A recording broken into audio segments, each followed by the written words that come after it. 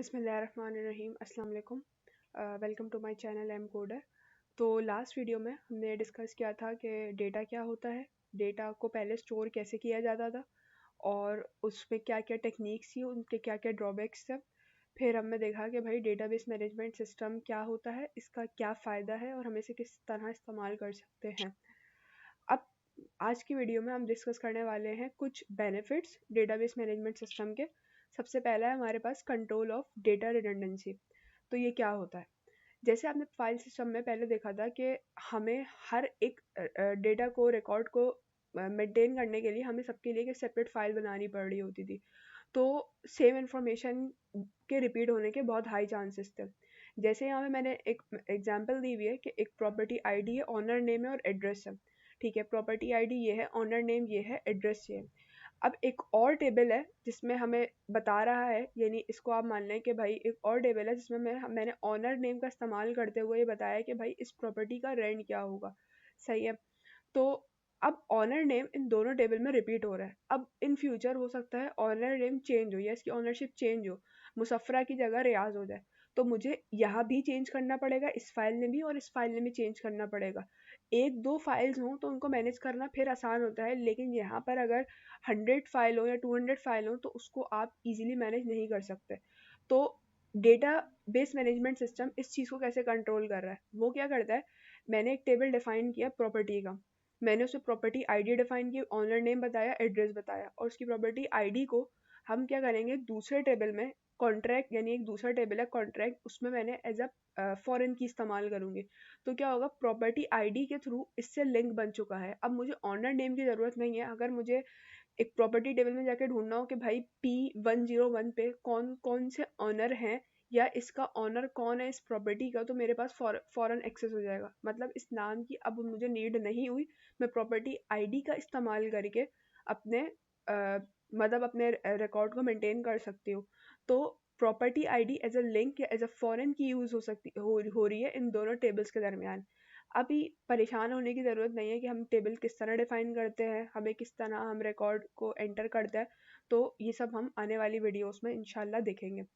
तो डेटाबेस ने इसको इस तरह फिक्स किया। लेकिन कभी कभार ऐसा होता है कि हमें डुप्लीकेशन की नीड होती है। जैसे आपने देखा कि यहाँ प्रॉपर्टी आईडी, यहाँ पर ही प्रॉपर्टी आईडी डिफाइन थी, यहाँ पर ही प्रॉपर्टी आईडी डिफाइन है। तो अगर हमें किसी टेबल्स के दरमियान रिलेशनशिप को डिफाइन करना है, यानी मुझे बताना है कि इन दो टेबल्स के दरमियान क्या रिलेशन है, तो मुझे किसी ना किसी चीज़ की ज़रूरत पड़ेगी। तो इतनी रिडंडेंसी एक्सेप्टेबल होती है, ठीक है। ना कि आपको, अगर मैं प्रॉपर्टी आईडी जो है वो चूँकि एज अ फॉरेन की इस्तेमाल हो रही है, तो हमें ये ना हो कि ऑनर नेम चेंज हो तो मुझे कोई फ़र्क नहीं पड़ेगा। तो मॉडलिंग या रिलेशनशिप डिफाइन करने के लिए तो हमें कोई ना कोई चीज़ चाहिए, और इतनी ही चीज़ हमें एक्सेप्टेबल होती है। बाकी कभी कभार ऐसा है कि अगर मुझे कोई ऐसा डेटा एक्सेस करना है और बहुत क्विकली एक्सेस करना है, तो हम क्या करते हैं, हम अपने कैशे में सेव करा देते हैं। तो परफॉर्मेंस के लिए भी, जैसे मैं आपसे कहूँ कि मुझे कस्टमर की टोटल सेल कैलकुलेट करनी है, ठीक है। तो जो मेरा कैलकुलेट करा हुआ, यानी कि मेरा जो मेन टेबल होगा, मैं क्या करूँगी, उसको कैशे में स्टोर करा लूँगी, ना कि बार बार मैं उसको रीकैलकुलेट करूँ, क्योंकि जितनी बार कैलकुलेशन होगी उतनी परफॉर्मेंस में फ़र्क पड़ेगा। तो मैं उसको कैशे में स्टोर कर लूँगी और फिर उसी को ही यूज़ करूँगी। तो इतनी डुप्लीकेशन एक्सेप्टेबल है, ठीक है। हम कंप्लीटली रिमूव नहीं कर सकते, लेकिन हाँ समहाउ उसको हम कंट्रोल कर सकते हैं।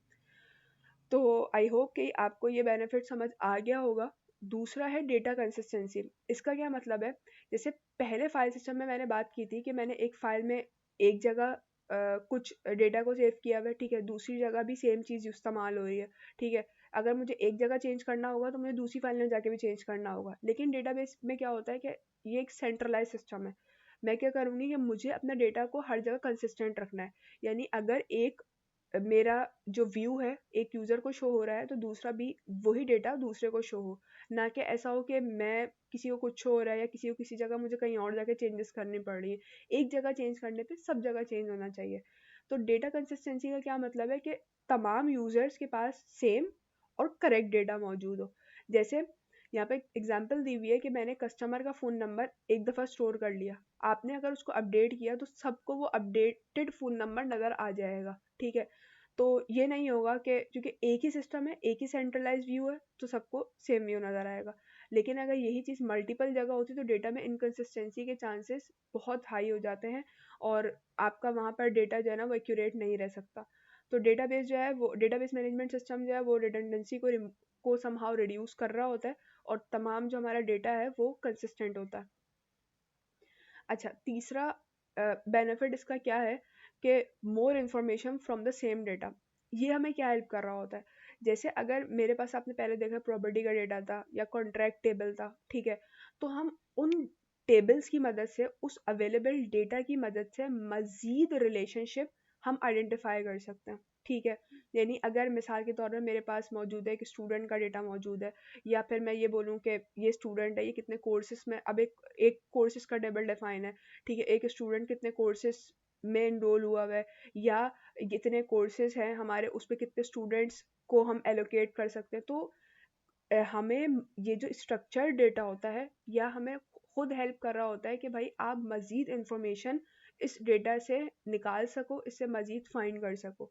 तो एक इसका फ़ायदा ये भी है, क्योंकि डेटाबेस में हम क्या करेंगे, अपने सिस्टम के अंदर डिफरेंट टेबल्स डिफाइन करेंगे, उनके दरमियान हम रिलेशनशिप भी बताएंगे कि भाई इस टेबल का रिलेशन इस टेबल के साथ है, इस टेबल का रिलेशन इसके साथ है, इनमें ये फीचर्स है, इसमें ये कॉलम्स है या ये एट्रीब्यूट्स है जो हमें इस टेबल के ये फर्स्ट टेबल वन का के जो कुछ एट्रीब्यूट्स हैं वो टेबल टू के साथ मिलके ये इन्फॉर्मेशन या ये रिलेशनशिप हमें निकाल कर दे रहे हैं।